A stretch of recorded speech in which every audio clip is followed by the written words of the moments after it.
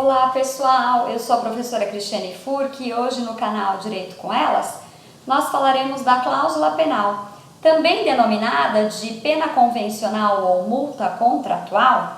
A cláusula penal encontra a previsão nos artigos 408 a 416 do Código Civil e significa a possibilidade das partes fixarem no contrato uma indenização a título de perdas e danos que deverá ser paga por aquele que descumprir total ou parcialmente a obrigação.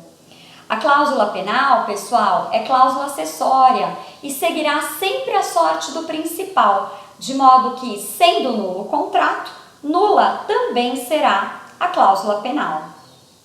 E os dois principais objetivos da cláusula penal são a possibilidade de fixar antecipadamente as perdas e danos e funcionar como um reforço para o cumprimento da obrigação. E a cláusula penal jamais poderá ser prevista em valor superior ao valor da obrigação principal e ela deverá constar sempre de forma escrita. Ainda que o contrato não o seja, a cláusula penal deverá ser sempre escrita. E quais são os requisitos para o credor exigir a cláusula penal? O primeiro deles, a existência de uma obrigação principal. O segundo, o descumprimento total ou parcial dessa obrigação.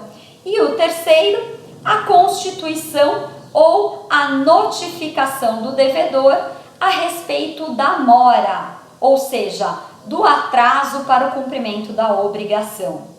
E pessoal, os efeitos da cláusula penal se diferem quanto à espécie de que se trata.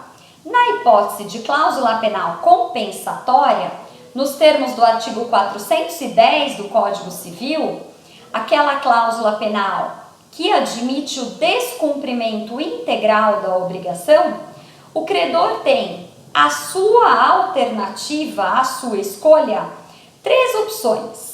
A primeira, exigir o cumprimento da obrigação. A segunda, exigir o pagamento da cláusula penal em si. Ou exigir o pagamento das perdas e danos, desde que comprovado o prejuízo sofrido. Já na hipótese da cláusula penal moratória, conforme disposto no artigo 411 do Código Civil, a cláusula penal moratória é a que admite o atraso ou descumprimento parcial da obrigação. E nesse caso, o credor tem cumulativamente a possibilidade de exigir tanto o cumprimento da obrigação principal quanto o pagamento da cláusula penal. E dois detalhes muito importantes em relação à cláusula penal, pessoal. O primeiro deles é que, para exigir o pagamento da cláusula penal, não há necessidade do credor comprovar a culpa do devedor. Até porque, na hipótese de inadimplemento contratual, é possível que a culpa do devedor seja presumida.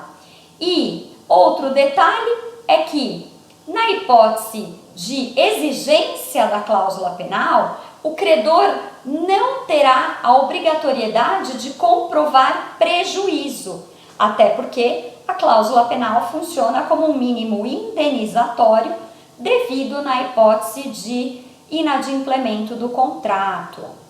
E, muito importante, por último, mas ainda mais importante, que vocês se lembrem que, para exigir o valor excedente ao valor da cláusula penal, o credor somente poderá fazê-lo se assim foi convencionado no contrato e desde que comprovado o prejuízo excedente, nos termos do disposto no parágrafo único do artigo 416. Vamos imaginar então que num contrato de locação, na hipótese da previsão da cláusula penal no valor de 3 aluguéis, qualquer prejuízo sofrido pelo credor em virtude do inadimplemento contratual que supere os 3 aluguéis previamente estipulados, os mesmos somente poderão ser cobrados caso haja ressalva no contrato a respeito da possibilidade de cobrá-los e desde que comprovado o prejuízo excedente sofrido pelo credor. Pessoal, espero que tenham gostado, mandem comentários, nos enviem dicas, estejam sempre conosco, agradeço muito a audiência, um beijo e até mais!